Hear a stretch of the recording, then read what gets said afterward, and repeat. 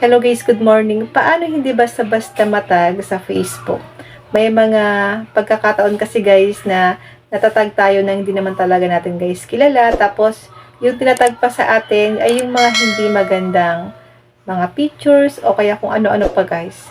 So para maiwasan din po natin na magkaroon tayo ng violation kay Facebook sa mga tinatag na hindi naman talaga natin guys kilala, kailangan nyo po ito guys i-turn on sa inyong mga Facebook account.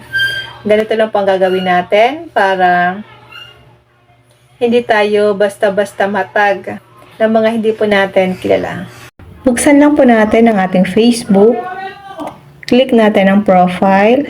Click 3 dots. Dito po sa may katabi ng edit profile. Scroll up natin. Click natin ang review post and tags. Meron po siyang dalawang klase. Yung review post, your tag in. At yung review tags on your post. Dito muna tayo sa review post your tag in. Click natin ang settings. Halimbawa guys ito. Review post your tag in before the post appears on your profile. So kailangan mo munang i-review ang mga tinatag nila sa'yo bago yan mag-a-appear sa profile mo.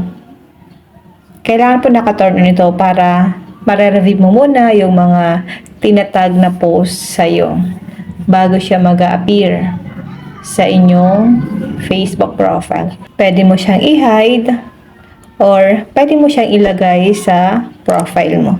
Yun po ang ibig sabihin ng review post your tag in. So, hindi tayo basta-basta matatag ng kung sino man, kung hindi naman po natin guys kilala. May mga nagtatag kasi ngayon guys na hindi maganda po yung mga tinatag nila sa atin. Kaya kailangan po talaga para safe din po yung Facebook account natin. I-turn on po natin ito guys para hindi tayo basta-basta natatag na kung ano-ano at mag-appear sa ating Facebook profile. At dito naman guys, piliin nyo lang po ang friends. Then back tayo. Ito po yung pangalawa, review tags on your post. Click natin ang settings.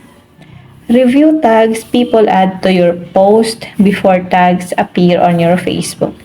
If someone who you are not friends with adds a tag to your post, you'll still be asked to review it.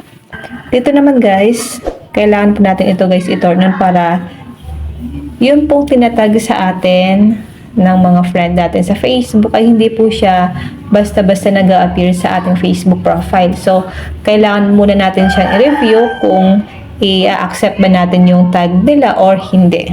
Kaya po kailangan naka-turn on din ito para yung mga tinatag nila sa atin, kailangan pa natin i-review kung i-accept ba natin yung tinag nila sa atin or hindi. Kaya i-turn on nyo po ito. Yun lang guys, sana po may natutunan kayo sa aking video. Thank you for watching.